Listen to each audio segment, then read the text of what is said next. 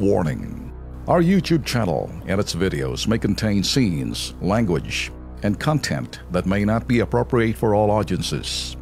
These videos include surveillance footage, undercover pursuit of suspects, actual police and rescue operations, and fearless confrontations.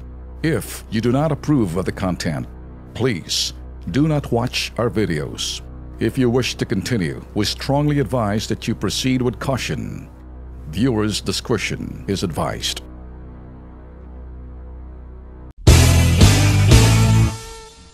May mga anak na hindi na makapag-antay sa kanilang magulang na magunaw na sa mundong ito. Nakakita na ho ba kayo ng ganong klaseng tao? These are true stories to people and dumating ho sa aming mga tanggapan at ang gusto ho, i-dispatcha na ang kanilang magulang dahil pagod na raw ho sila pag-aalaga. Can you believe it? I mean, I'm not making this as a story. Hindi ako kapareho ng mga dilaw. I'm gonna tell you the real reality of yun ho mga nakikita ho namin sa aming pagpupunta ho. And sometimes I end up trying to advise to the best of my ability, practical advice. Ang mga magulang, wag na ho natin kumbaga parang sabihin niyo kasi kung nandyan pa sa akin ang magulang ko, nahihirapan na ako. Pwede bang hanapan na natin Mr. Tulfo, ilagay na natin sila sa DSWD, Home for the Aged, kasi parang hindi na ako makapag-move on sa buhay ko. I can't believe a person would doing that. Although inamin niya na siya ay adopted at ang sinasabi niya, nahihirapan na ako, di na kapag mag-move on, etc.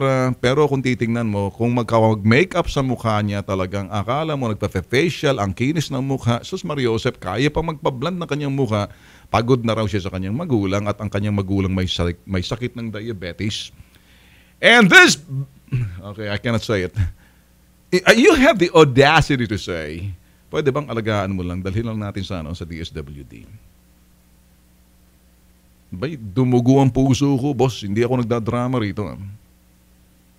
I wanted to understand kung bakit niya nasabi yun.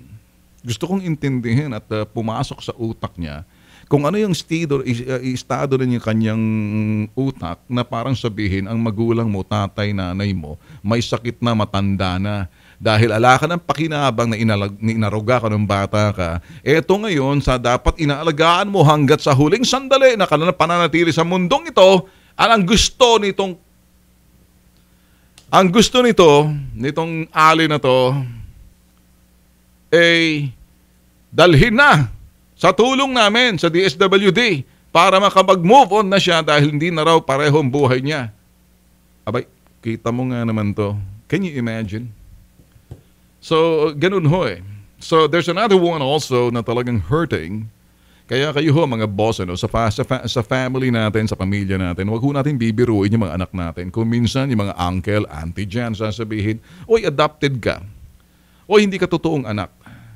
Ako, once upon a time, kami minsan mga Tulfo brothers, lalo-lalo na pag biniro kami ng aming matandang kapatid na Simon, ikaw, nilagay ka lang sa karton, napulot ka lang eh. So, sometimes you say that parang, alam naman natin biro lang yan. Pero pag mahina ang isang tao, you're destroying that person dala-dala. Can you imagine a 40 or almost middle-aged person na nasa 40 plus something na still believing yung kanya mga sinasabi ng kanyang uncle na hindi siya tunay na anak, na siya'y adopted lamang, although yung kanyang magulang nagsasabi, anak kita, anak ka namin.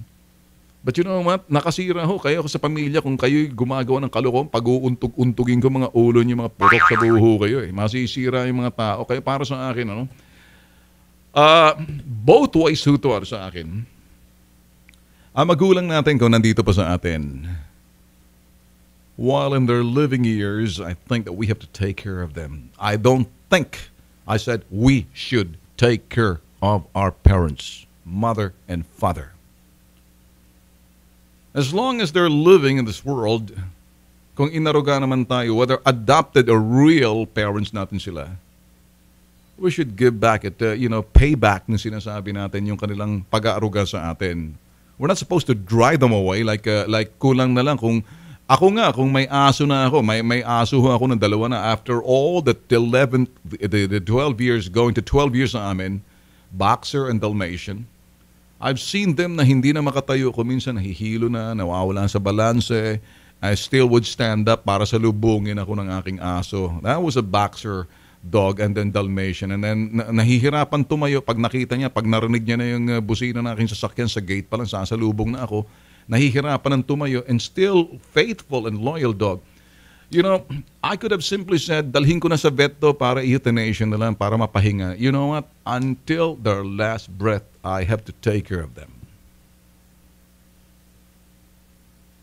You know, yung isang katulong namin, umiyak na nakita niya, naghihingalo na yung aso ko. Talagang, that's the way it is. Still, inaaruga ko pa lang eh. Inaaruga ko pa rin. Nandun. Magulang pa kaya natin? Ay, hindi ko naman anak yung asong boxer at Dalmatian na inalagaan ko to the last minute. Talagang nandoon, manggat sa malagutan ng hininga. I cannot understand and believe yung mga anak na, may mga anak na talagang gusto na ang magulang ipinapasa na sa mga home for the aged. Alam niyo bakit? Para makakirengking pamputok sa buhay. Para mag-alembong pa, para makagawa ng kanyang kalandian natin. Nagagalit ba ako? Of course I am! Can you do that? Di ba? Magulang mo yan eh. I don't care kung nakikinig ka sa akin ngayon. I don't care if you're following me. You come to my public service only to say, pagod ka na sa magulang mo, kaya pinamimigay mo na. Sa tulong pa namin. Eh kung maaari palang hawakan ko yung mukha mo, ngungud-ngud ko yun sa mesa sa harap kita eh.